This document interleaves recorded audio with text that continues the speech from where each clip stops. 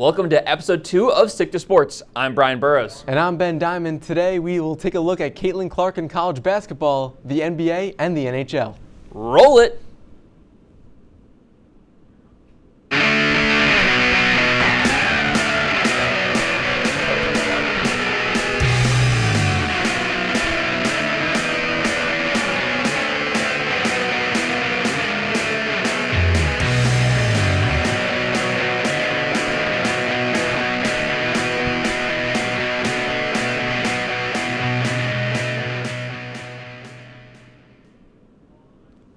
During number 6 Iowa's 93-83 win over number 2 Ohio State, college basketball phenom Caitlin Clark became the NCAA's all-time scoring leader. The senior guard eclipsed Pete Maravich's 3,667 points in a 35-point performance in her final regular season home game.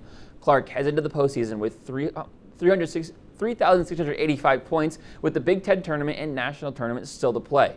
Ben, Clark announced Thursday that she's headed to the WNBA draft. Does she have a shot at going down as the greatest women's basketball player ever? I mean, absolutely. I mean, it is still really early. I mean, she hasn't been drafted yet. But what we've seen from her so far, it's not a flash in the pan. I mean, she's doing this for, pretty much her whole life, but really come to light over the last few years. And it's not stopped. I mean, she's averaging 32.7 points per game and 8.7 assists per game. Both lead college basketball. I mean, and it's been consistently. I mean, you just mentioned her 35-point performance to break Pete Maravich's record. Consistently doing this and just shooting from half court all the time, and it's really just been really impressive. And I can see it in the next 10, 15 years, really this conversation being visited again, and at that point, we'll revisit it, and I think she will go down as one of, if not the best player in college basketball. Yeah, I think college basketball definitely. I think you could even look at maybe even one of the best women's basketball players to ever play the game. I know she hasn't hit the WNBA yet, which is kind of where that legacy is going to be cemented, but she scores at all levels. She's just going to be completely dominant as a player. I'm thinking like Sabrina Ionescu levels, how she came into the WNBA and was just amazing right away. She's going to reach Diana Taurasi's all-time scoring list record pretty quickly in WNBA in her career. I completely agree. And the number 11 Baylor Bears defeated the number 14 Kansas Jayhawks 82-74 on the back of a strong second half, where they outscored Kansas 47-40. In the loss, Hunter Dickinson and Kevin McCullough Jr. both scored 20 points for the Jayhawks. On the other side, Ray J. Dennis led the Bears with 19 points and 10 assists. After a bit of a rough stretch, losing 4 of their last 7 games, are the Jayhawks still a candidate to make a run during March Madness? Yes, I think they are. It really just depends on where that seeding is. Despite this rough stretch, they're still ranked number 14 in the country. They did fall 7 spots this week in the recent poll, but that still puts them in the top 3 or 4 seeds in the country. They also have Bill Self, excellent head coach. He will be able to turn this around. He just knows what he's doing. He has all that experience in the tournament. But the biggest problem for this run is going to be the seeding drop. If they fall into that 5-6 range, another loss, they do have Houston coming up on their schedule.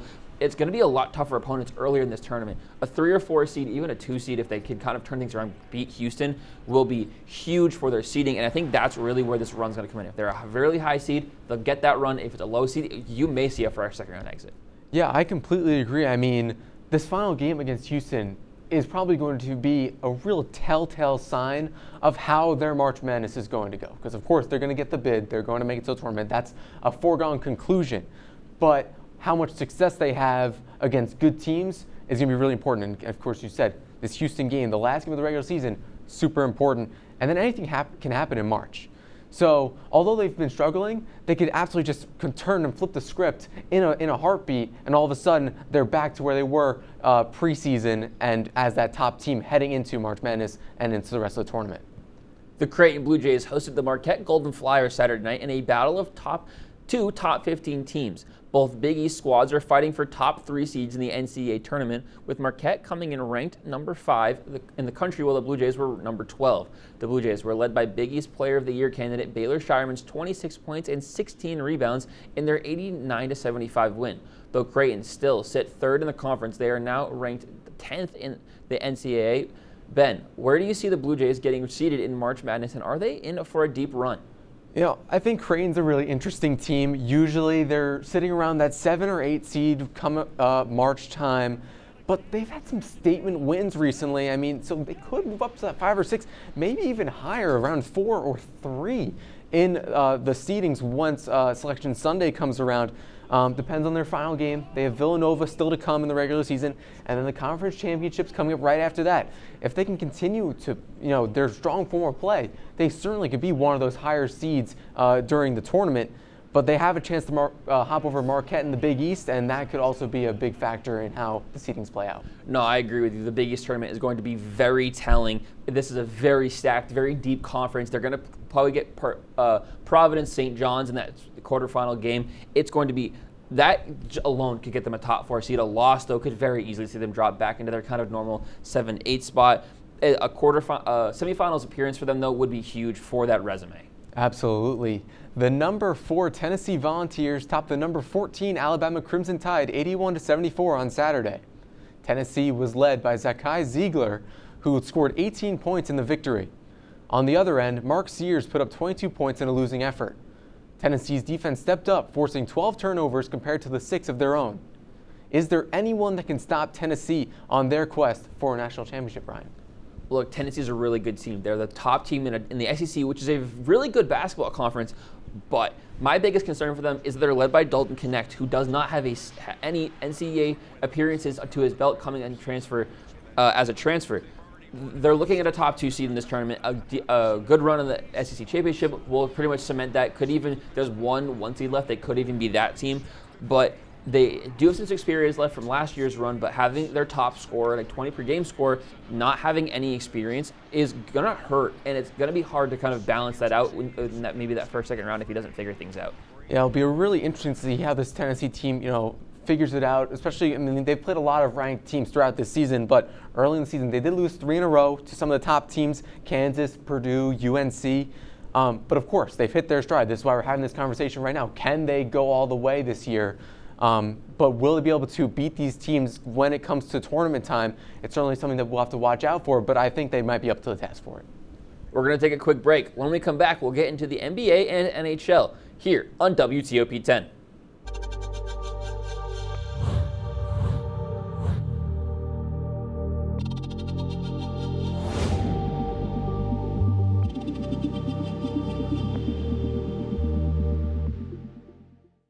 Say, President Stanley, whenever there's bad weather, who would you turn to? I'd turn to Storm Team 10. No, but you've got to say it like this. Storm Team 10. Say it with me. Storm Team 10.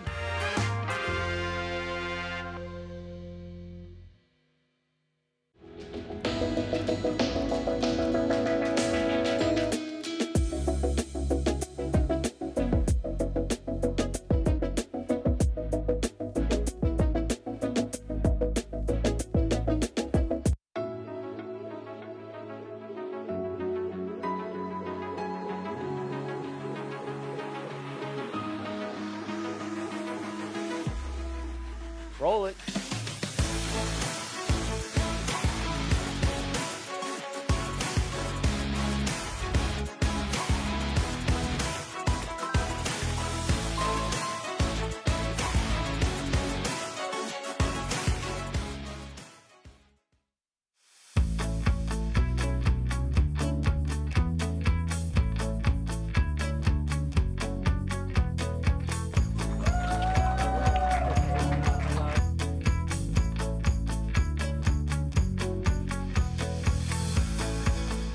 Jill told me it was Kitty from Glee. Yeah, what is it? Al Roker.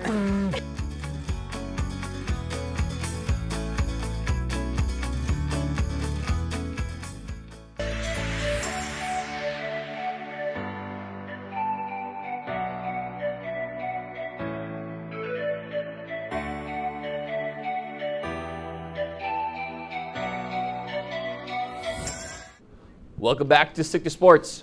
And a battle between number 2 Timberwolves and the number 4 Clippers. The Clippers snuck out of the Target Center with an 89-88 victory. The Clippers are 2.5 games out of first place in the West and 2 games behind the T-Wolves in second. It's looking like it's going to be a tight finish at the top of the West with the Thunder and Nuggets also in the mix. Ben, how do you see it shaking out? You know, it's really interesting to see how this Western Conference is going to shake out because of that top four, the Thunder, the Timberwolves, the Nuggets, and the Clippers all being within 2.5 games of each other. But it's going to, I think, is how it's going to shake out. It's due to experience, and I think that team with the experience, the Nuggets, I think, are going to come out on top. I know it's kind of the basic pick because coming in, they are the favorites to take the Western Conference. But I think that experience that they have and the pedigree that they have, they're going to get it done again and start with that 1 seed. I personally like OKC as the 1 seed this year. I think they've been defending home court at 24-6 there, and they're just a really good overall team this year, led by Shai Gilgeous-Alexander. I think the Nuggets going to come in second, with the Clippers third, and I think the T-Wolves, being that young team, not a lot of playoff experience, are going to kind of fall back to fourth. For me, it's going to shake out Suns, Kings, and Pelicans are going to finish 5, 6, and 7 as well. It's going to be a horse race towards the end of the season. The Boston Celtics steamrolled the Golden State Warriors 140-88.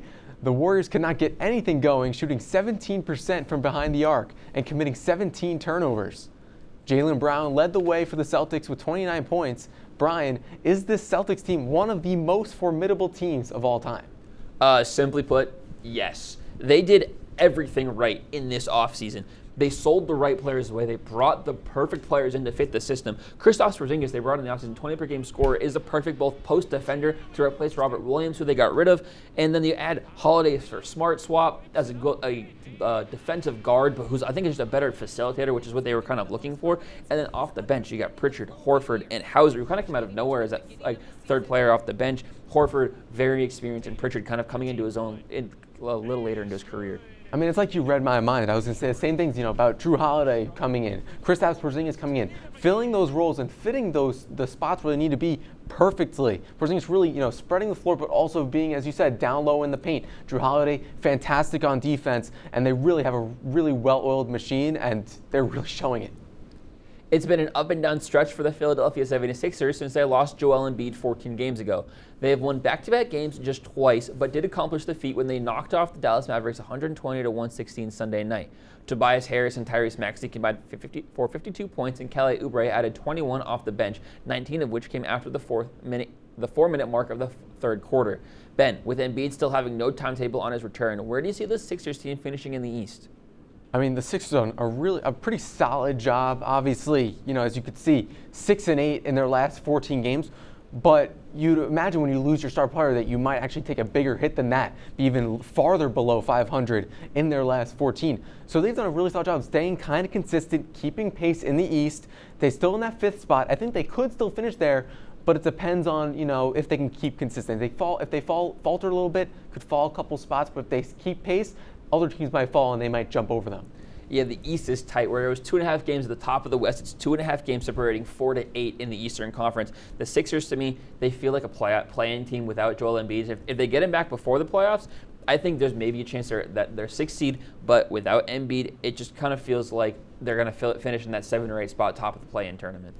Absolutely. And now moving over to the NHL, after a 5-1 beatdown against the Los Angeles Kings, the New Jersey Devils fired their head coach Lindy Ruff. During a season marred with injuries and underwhelming performances, this move does not come as much of a surprise. The Devils currently sit in 6th place in the Metropolitan Division with 64 points in 61 games played. Is this team still primed for a playoff run with a new voice? Or with the trade deadline looming, is it time for a little bit of retooling for next year, Brian? Look, if you're going to fire a coach, this seems like a weird time. It feels like a weird time, but I think it's a good time. The trade deadline is right around the corner. It's the end of this week. Having an interim coach can usually rally a team. Players will usually kind of come behind this interim coach and push. And they have 2 games this week, so I think you win 2 games, you make an acquisition. You lose 2 games, you start trading people away. But these 2 games this week are going to be vital for what the decisions they make on Friday. Absolutely, and I mean, they have a solid roster. They've just been really depleted with injuries, really forcing them to go into their AHL depth, which has not worked in their favor. But I think the new voice, Travis Green, their interim head coach, could help change the rhythm a little bit, and maybe they grab a couple pieces of the trade deadline to also facilitate that as well, the little bit of a rhythm change. But right now, they're in a real awkward spot, I feel. The Toronto Maple Leafs have been on a tear recently, winning 9 of their last 10 games and shooting up the Atlantic Division standings. Their last win came in a shootout against the New York Rangers after going down 1-0 in the first. They had it tied at 2 after 2, and both squads grabbed goals in the third. A goalless OT led to shootout where the Leafs would grab victory. Ben, the Leafs are red hot right now and only 6 points behind a struggling Bruins squad. Is this the year they finally get past the first round? I mean, they were able to do it last season, and I think that was really important to kind of, break through. Finally, there was this curse. They couldn't get past the first round. They were able to do it.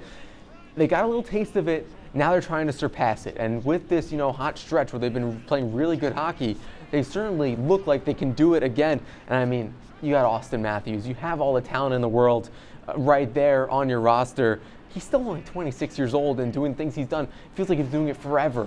But in some games, he could be the offense for this Maple Leafs team. And I think that might be, that could be important because he can carry games. But I think they have the supporting cast around him in order to win games, when he might not have a step. Yeah, the top three of Nylander, Matthews, and Marner have been absolutely great for them. But also the additions of Max Domi and Bertuzzi, the veteran depth coming in has just been very good for this push, and it's going to be very good, helpful in the playoffs. It has been an up and down season for the New York Islanders. However, against the Boston Bruins, they came out firing. More specifically, Kyle Palmieri, who scored a hat trick in the first period. And the Islanders were able to keep that lead, extending it to 5-1 in the victory. Now in the midst of a 3-game winning streak, can the Islanders still win a wildcard spot with about a month left to go? It's certainly possible. They have some games in hand. They're not super far behind in that wildcard race. But they're probably going to need an acquisition, which, looking around the rumors pages and stuff, they're not really rumored to get any major people, which I think they might need. They're going to need that boost. Sometimes an actual deadline, it just kind of shows the team that the front office is into them and that kind of boosts them around that. It's going to be hard to pass the Lightning. The Red Wings seem a more feasible team to jump over, but a three-game win streak is good to build on.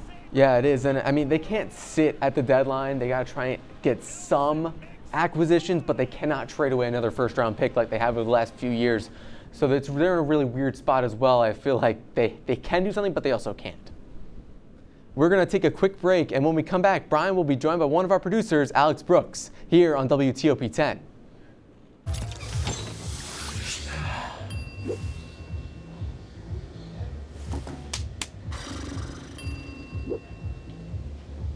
If you need to do something to feel okay to drive, you're not okay to drive. Don't drive buzzed.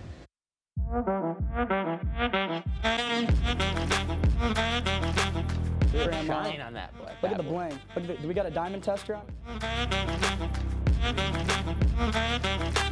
Yeah, that's getting bad.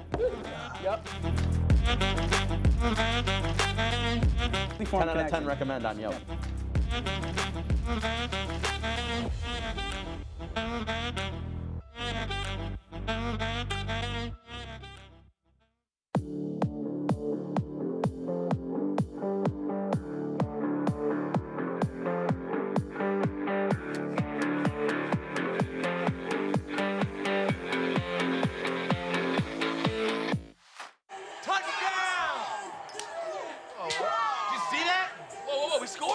We're going to the playoffs. I can't believe I missed that. Every time I'm buzzed, I spend too much time on my phone. What? I should take your phone away. No. I'll call for a ride. Hey, why does my face look like that? I'm playing with these new face filters. Okay, you know what? Yep, that's mine. But I need that back. No. Kevin!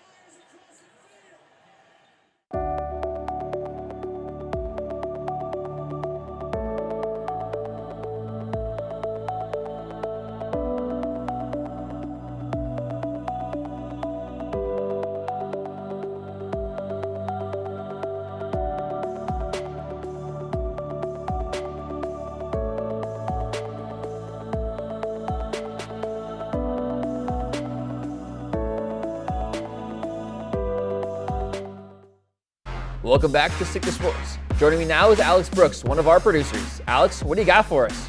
Thanks, Brian. We start the fast break with some long-awaited news out of Philadelphia's future Hall of Fame center Jason Kelce is officially hanging up the cleats after a 13-year career. The six-time All-Pro currently holds multiple records with the Eagles and is eligible for the Hall of Fame in 2029. Brian, with Kelce retiring from the NFL today, how much will his impact be missed for the Eagles next season? Look, it is going to be very hard to replace Kelce. He is just really an amazing player, an amazing leader in their locker room, but also this team likes to run the ball a lot. And Jason Kelce has been a catalyst for that running game. Everybody's seen the highlights of him just getting out into space, leading the running game. So losing him is going to be very, very hard to replace a guy who plays like that and fits the system just so perfectly. Yeah, he really fits the system, and his leadership is really unmatched. It's going to be a very big void for someone to fill. I mean, you can't really fill those shoes of Jason Kelce. You know, they obviously, you mentioned they had one of the best run games from that 2017 team all the way to the 2023 team when he retired. But they do have someone, Cam Jurgens, someone that Jason Kelce, he handpicked in the draft for the Eagles to replace him. So that's going to be interesting to see down the stretch. We stay in the NFL offseason as one of the first big signings come out of Tampa as the Buccaneers have re-signed star wide receiver Mike Evans to a 2-year extension. The 5-time Pro Bowl wide receiver has been the guy for the Bucs since he entered the league, eclipsing over 1,000 yards at every season in his 10-year career. Brian, with Mike Evans now locked up, does this make the Bucs a true contender again in 2024? No. Simply, no. One receiver does not change the future of a franchise.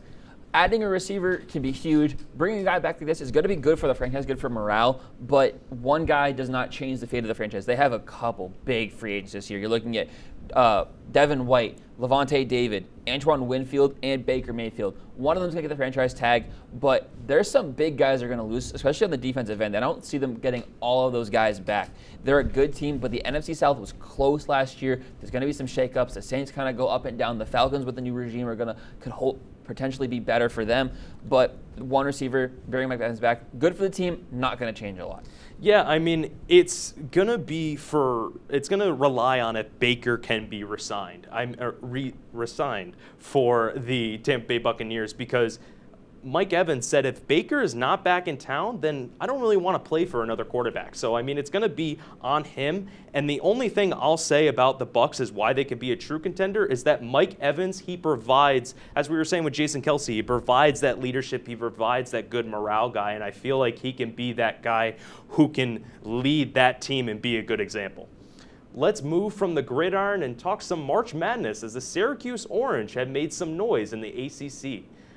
Tournament, winning 6 out of their last 8 games. The team is on a 4-game winning streak and led by Judah Mintz and J.J. Starling in Adrian Autry's first year as the head coach.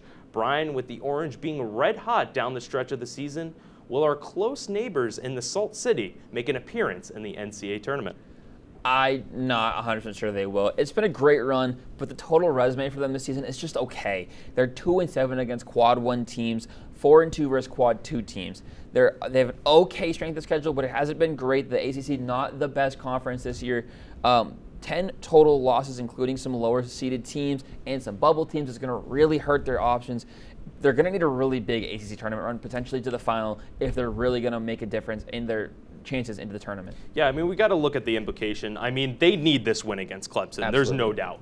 If they are not able to win against Clemson, it's going to be them having to go undefeated in the ACC tournament and winning the ACC tournament to even get a bid into the NCAA tournament. But I feel like against this Clemson team, you know, their history for Syracuse is when they go into the tournament, they're not historically just a one-and-done team. They can make some noise getting into the Sweet 16 2021. So we'll have to see if they can beat Clemson and make some noise here. We're going to take a quick break here on Chick to Sports. Thanks once again to Alex for the fast break. When we come back, Ben, Alex, and I will head into extra innings. Don't go anywhere. You're watching Chick to Sports on WTOP 10.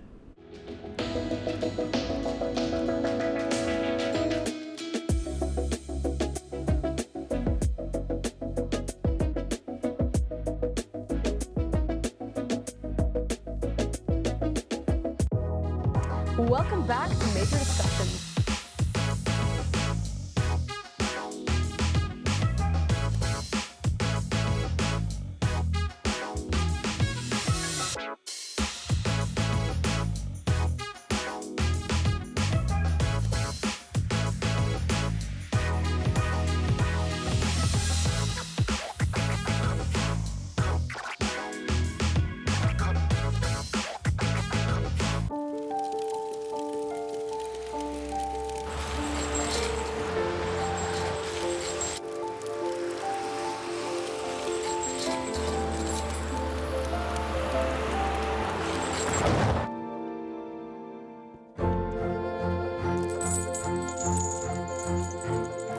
you know dragging chains can spark a wildfire? Only you can prevent wildfires. When I was in foster care, I never knew when I would have to move. So I always had my suitcase ready to go. Then one day I was adopted. My new parents opened their hearts and home to me. My parents cook my favorite breakfast for me every morning. My parents take me on trips I never thought I would go on. They gave me a home and an even better reason to use that suitcase. My parents aren't perfect, but they're perfect for me. Hey there, I'm Al Roker, class of 76. Yes, way back in 76. Back when the earth was cooling. You're watching WTOP.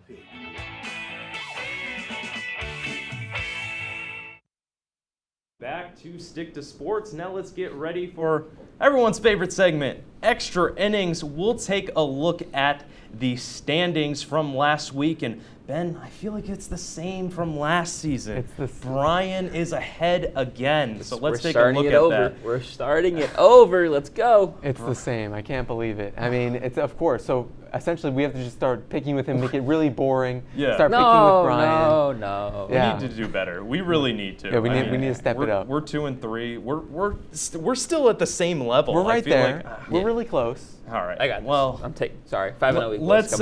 Let's move over to some of our best bets. We're going to start with number 3 Purdue versus number 12 Illinois. Illinois 14-2 at home. They're really hot right now. But Ben, I'll start with you. Who are you picking? You know, I said it earlier on the Empire Sports Report. I'm going with Purdue in this one. I know they're not favored with Vegas, but I still think that Purdue can come away with the victory. They're much better known as a regular season team, so I think in this really tough matchup they can take this one. I agree. I like Purdue as well. I think the Boilermakers at number 3, they're locked in for the 1 seed, but I think they know their season's not over. They want that top 1 seed. They're going to play it hard, and this is a big resume booster. I'm going to go with the hot hand with Illinois. I'm actually going to take Illinois in this one. 14-2 at home, 8-2 in their last 10. I think they'll play. I mean, they're not even upset, but they'll win this one against Purdue. We'll move over to number 4 Tennessee Volunteers versus the number 17 South Carolina. So Brian, I'll have you start off. Give me the Volunteers. I like them in the regular season. They've been playing really well. They lost to South Carolina earlier this year, and I think this is just a big comeback game for them. They're going to bounce back, and they're going to get this W over to South Carolina. You know, this one's really tough because, you want to pick Tennessee. You want to try and see the upset with South Carolina, but can you go against the Volunteers? We just talked about them. I think you got to go with the Volunteers in this one with their hot hand. Yeah, we're going to go all 3 for 3 on the Volunteers. So Tennessee all the way there. So we're going to move over to some NBA, the Indiana Pacers versus the Dallas Mavericks. So Ben, do the Dallas Mavericks get their revenge against the Indiana Pacers? What do you think about that? Oh, this is a good one. I really like this matchup. I like the matchup between Halliburton and Irving and Doncic. Is going to be really, really interesting to see. I think the Mavericks are going to take this one. I think the Kyrie Irving Doncic duo is just the better duo right here versus the Halliburton and Miles Turner one. Give me the Pacers. I don't know. The Mavericks just kind of been slow this year. I like the Pacers. I like them. I think this is their playoff push. This will be a really big win over a big player like Luka Doncic. Man, Brian, you're always going against Ben, but I'm going to pick the Mavericks on this one. So me and Ben are going to try to get that one for the Dallas Mavericks. They're going to get the revenge. So we're going to move over to another NBA matchup, the Phoenix Suns versus the Denver Nuggets. Brian, start us off.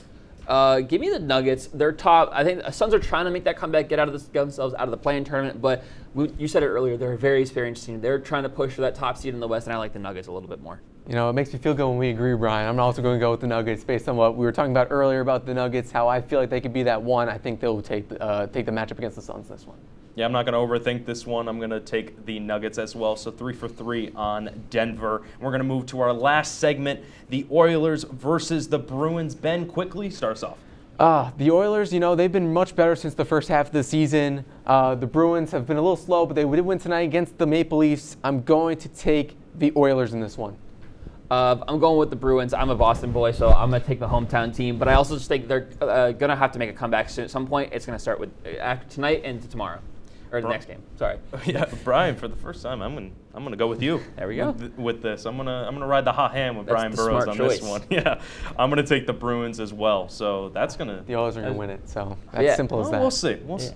We'll see what happens. That's all we have time for on this episode of Stick to Sports. Be sure to tune in next week right here on WTOP 10.